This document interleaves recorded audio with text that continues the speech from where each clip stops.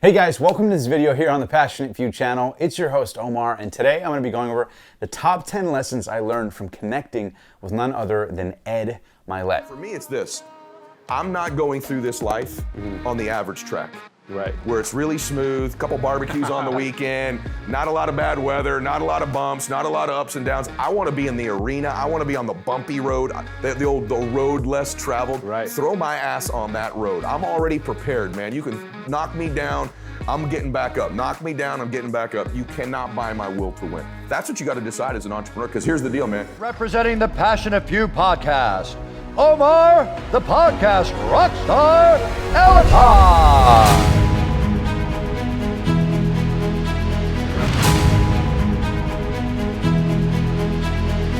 Omar, it's Tony Robbins. Listen, obvious you're doing good for others as well, brother.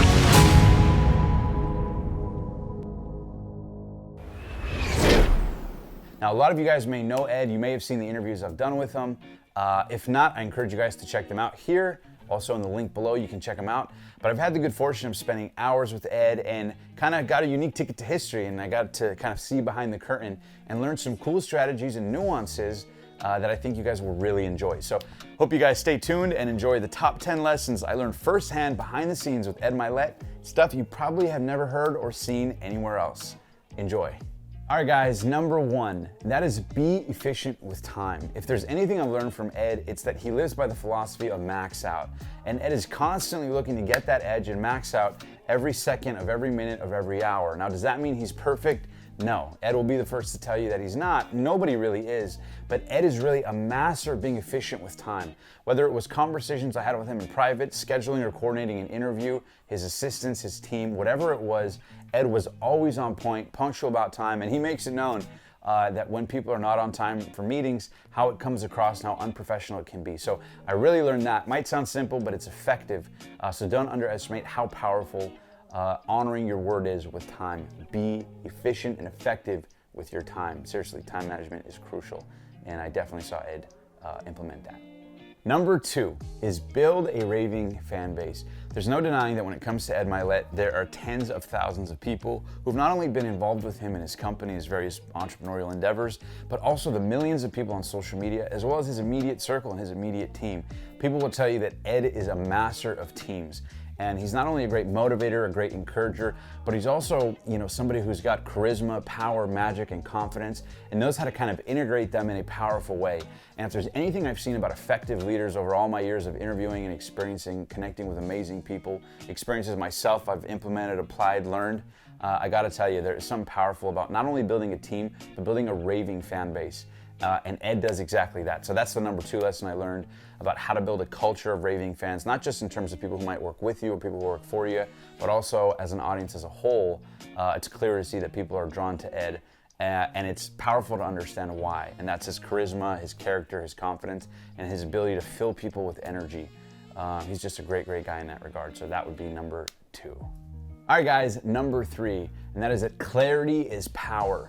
When I was talking to Ed Mylett, he talked to me about how he used to not only go to Laguna Beach, but he would go oceanfront and look at the exact set of houses he wanted in the exact little, nook at the exact beach on the exact sand and say, I want to live there. And it was that level of specificity that I've seen, with Manny Koshpin, for example. A lot of you might know him as a real estate mogul who not only used to draw his own real estate properties, but also drew his dream wife. Ed was no different. He used to write out his dreams super specifically, even when he was out showering at apartment buildings with him and his wife because they were so broke, didn't have any money. Ed was getting crystal clear about going to exactly where he wanted to go, whether it was activating his RAS, right, his reticular activating system to know how to put a bullseye on where he wanted to live or what he wanted to drive, or when he would save up money or get some sales in his early days building the business, and he would go to luxury resorts where people would say, well, thank you, Mr. Mylett. And he talked about how clarity is power, and by getting crystal clear as to the exact mechanics of what you want, touching the car you want to drive, smelling the leather of where you want to drive, looking at the house you want to live in, walking on the sand on the beach below where you want to have your oceanfront mansion, which Ed has now not only purchased one, but many times, whether it's his homes on the lake or his multiple homes oceanfront, that he's been able to manifest. It is no coincidence that the man actually lives in the very exact same places that he once dreamed of and got crystal clear and specific on writing down. So that would be number 3, to write down your goals and get super specific to make them a reality. Number 4, Ed is always having a good time. Not a single time have I ever met Ed where he didn't have a smile on his face or have a really strong, powerful laugh or was joking with people around him. That is one huge characteristic I've noticed of a lot of successful people. And maybe it has something to do with the fact that a lot of tension and a lot of pressure and a lot of stress, undeniably can be a part of any entrepreneur's ascent into success. But certainly as the levels get higher and higher, so can that level of pressure. And so one thing I've really learned from Ed is the power of sort of letting loose, being comfortable. And he himself will tell you, he enjoys a nice cigar, a nice drink, a nice oceanfront view. That's what makes him work so hard. But he doesn't get caught up in the hustle culture. He's actually very kind to himself, very rewarding himself, and always makes it a point to have a good time, have a great laugh, and the dude is super funny. So don't forget to laugh on your entrepreneurial hustle. It worked for Ed, and I think in this tip, if you write it down and implement it, it may just work for you too. Number 5, Ed is honest about his mistakes. And this is probably one of the most humbling things I've ever seen from somebody I've interviewed, in that Ed shared with me his vulnerability in talking about how he actually regrets that he was a little bit too harsh on people. A lot of people know Ed Mylett by his max out philosophy of going all in, but Ed told me himself, and he said it in many interviews, that one of the only regrets he has is that he was a little too harsh on people. He could have been a little kinder, a little more gentle, a little more understanding, a little more maybe sympathetic or empathetic to where they were at their level growing the business, and he regrets being a little bit too harsh. Now that being said, there's no denying that sort of pressure allowed him to get to where he's at. But the fact that he was honest enough to not be like a lot of other people out there in social media land who might say like, oh, I have no regrets. Ed is honest enough to admit that, that might be something he would have done a little bit differently. And I think it's a humbling reminder to all of us that no matter how in pursuit or how hungry or how determined or how in a rush we are, how much urgency we have inside to achieve things, that even in the long run, even if we get them, we may just look back, and because of wisdom like what Ed shared, we may look back and think, man, maybe the end didn't justify the means in terms of me being that harsh, or I could have also gotten to this high place if I, was a little bit kinder here, a little bit gentler here. So yeah, that's one powerful lesson I learned from Ed, is to be super honest about your mistakes, learn from them, and course correct. All right, guys, number 6, and that is chase the ultimate version of yourself. Ed has this powerful clip from my interview with him where he talks about chasing the version that he was meant to be, and that one day, as a man of faith, that when he meets God, he's going to actually meet the very best version that he could be, the best version in his body, in his mindset, in his success, in his fulfillment, his relationships, in his family, his connection with his spirituality.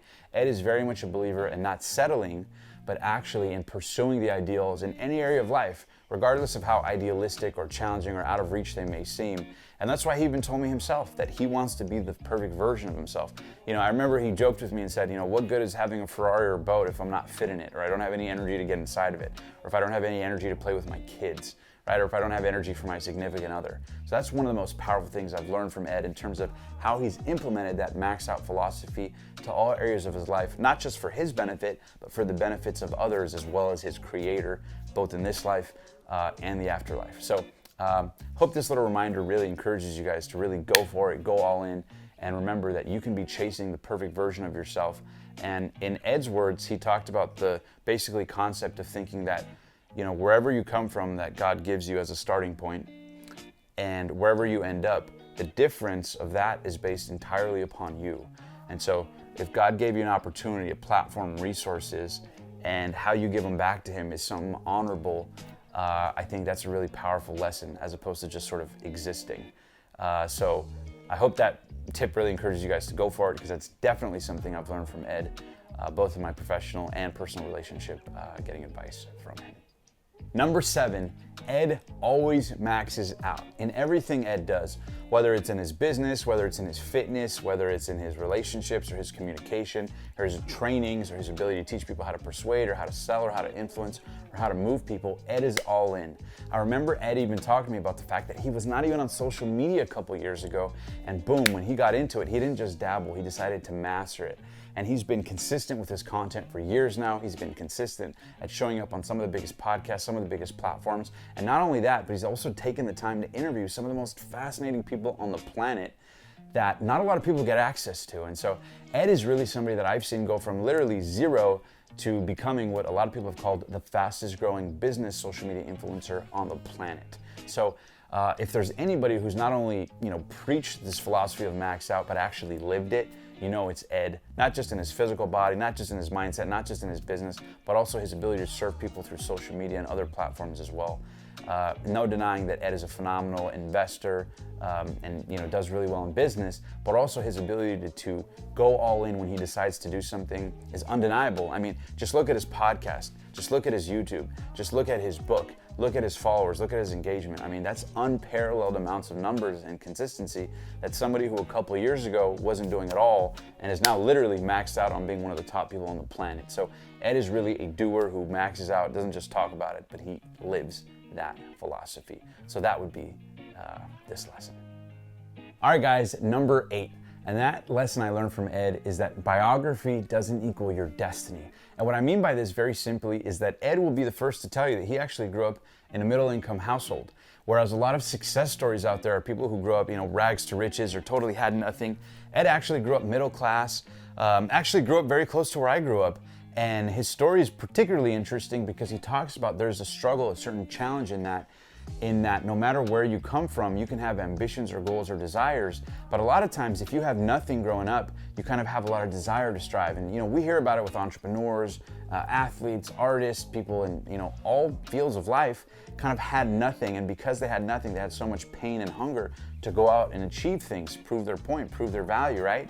But Ed shines light on the fact that there's so many people who come from a different side of the spectrum that are kind of that middle class or upper middle class that can have these similar ambitions, but sometimes maybe are a little bit comfortable, a little bit more comfortable than somebody who might have been in less fortunate situations. So one of the most powerful things I learned from Ed is that your biography doesn't equal your destiny. That you don't have to be broke in order to go out and achieve epic financial success. You don't have to have this epic story. You can be a normal human being, a normal guy or gal. You don't have to come from a broken home. You can come from a loving, supportive household, and by really uncovering a lot of your own limited beliefs, you can go out and achieve things. You don't have to have the same story as somebody else. You can go out there and you can prove and sort of poke reality, and if you kind of poke it, something will pop out of the other side that'll inspire you.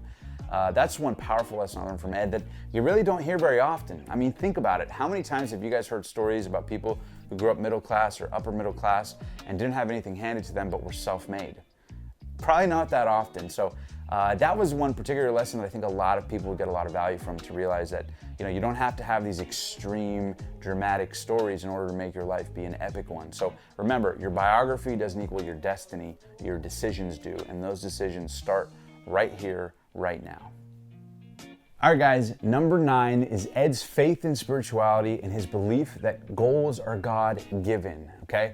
So in this one, I really want to emphasize a point I learned from Ed, and that is that he truly believes in his gut, as he shared with me in many interviews, that the dreams that were inside of you, the dreams that were placed inside of your heart and your soul, were placed there for a reason. And chances are, in Ed's belief system, and I actually agree with him as a man of faith, that God himself placed those dreams, those visions inside of you for a reason. They're not delusions, you're not stupid, you're not silly, you're not incapable of doing them.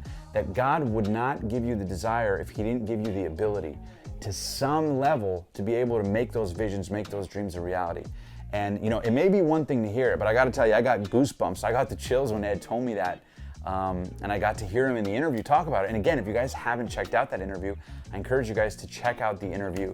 You can click the link below, or there'll be a little pop-up here, and you can check out that interview of literally how Ed went from zero, no connections, no clue how to do anything, to starting his business in his early 20s, finding a significant other, being so broke at times that the water had to shut off, and ultimately would build not only a 7, 8, and beyond figure business, but also how he was able to do it because of a nonstop conviction inside of himself to really believe that those dreams were God-given, and that if he stayed the course, inevitably he would reap what he sowed. And I think Ed's life is a prime example of him doing just that, both personally, professionally, and in business. All right, guys, number 10. Last but not least, the lesson I learned from Ed is never give up. In my interview with him, in multiple interviews actually, Ed talks about this concept of there one time when I asked him, I said, Ed, was there ever a time where you kind of maybe weren't good at sales, or maybe weren't the best at what you were doing, and you were trying to grow in your position, grow in your momentum, grow in your business, grow in your income, right? Trying to level up. And were you ever kind of stuck? And if so, where was that moment where it shifted? Was there a breakthrough moment, a breakthrough memory, some point where it shifted and he was able to turn around? And Ed actually said, you know what, Omar, there was. I remember this meeting and I was almost about to give up because I was trying to build my team. I was trying to have events. I was trying to recruit people, really trying to serve people and help them with their finances. And I go to this meeting that I set up and there was barely any people there. And I just thought to myself, man, this is not worth it. Maybe I should just go sell Mercedes. Like, maybe this is not worth it. And he said there was a moment where he was thinking about giving up that night where he caught himself. And he said, no, I always do that. I always get so close to the finish line, but I never leave it all on the playing field, right? I never leave it all. I always hold just a little bit back so I have an excuse in case I fail. And he said, that night, he said, you know what? I'm gonna stay here, I'm gonna crank this sucker. I don't care how many people don't come to a meeting. I don't care how many people don't make this happen. I don't care how many people say they're gonna come and then they don't. I don't care how many people don't honor their word. I'm gonna honor mine. I'm gonna lead from the front. I'm gonna lead with courage. And I know if I don't give up, I can build this. And of course, ultimately, Ed would go on to build that many times over beyond his wildest dreams. And that's why so many people now aspire to not only learn from Ed, but model that in their own life. So anyways, guys, I hope you guys enjoyed these top 10 tips. And I really want to sum it up with this point because not only is Ed one of the most kind, generous, compassionate human beings I've ever met, he's also somebody that's very vulnerable and humble enough to admit things he would have done differently. He's also funny enough to have fun about his situation. He knows that he's larger than life to a lot of people, but will always take the time, for a kind word or comment or message. And I think it's really fundamentally rooted in those last 2 points about him believing that not only are his goals God-given, but the fact that if they were given to him, they were given to him for a reason. So I hope you guys listen to these points, absorb them, and you don't give up on your dreams, because maybe there's something you're going through right now, some challenge, some adversity, something you're facing, maybe a next level you want to get through, maybe a plateau you're just trying to pierce through, and you're kind of the Ed Mylett, so to speak, in that meeting, just on the cusp of giving up or thinking about giving up. And you realize, like, man, you know what? Screw this. I'm gonna crank this sucker. I'm gonna double down. I'm gonna triple down. I'm gonna max out on my own life. And I promise you, if you guys do that, you'll realize that the difference between the many who dream versus the few who do, the passionate few who do, is the fact that they were resilient in the face of adversity. And if you do that over the long haul, you'll definitely have no problem achieving next levels of success. All right, guys, so those are the top 10 lessons that I learned from interviewing Ed Mylett, both in person and behind the scenes. I hope you guys implement some of these strategies and apply them to your life to take it to the next level. I promise you that if you do, you'll notice a game-changing effect, not only in your mental resilience, but your confidence of trusting yourself and knowing that if you're saying something and you're honoring it with yourself, that's how you build your confidence, that's how you build your self-esteem, and that's how you truly max out the Ed Mylett way. Oh, and one more thing. Don't forget, if you've ever wanted to share your story, maybe your top 10 tips, maybe your incredible journey of what you've built in your business or your life, or maybe your product or service or book, or whatever it is, and you'd like to build your brand reaching people, you can click the link below, fill out our short application, and if our team thinks that you'd be a good fit, you may just be invited to share your story right here in California on The Passionate Few, interview style with yours truly. Until next time, guys, thank you for tuning in. I hope you really enjoyed this video. Make sure to share it with a friend if you thought it was valuable. Like, subscribe, thumbs up, turn on post notifications, and let's spread more positivity out there in the world. Until next time, namaste.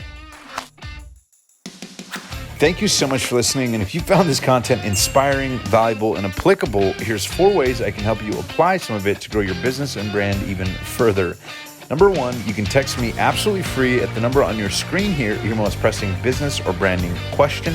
Number 2, you can apply to be interviewed on the show in the description below. Number 3, if you'd like to learn how to do what I do and interview experts to grow your brand or business online, you can check out tpfacademy.com for my free on-demand training.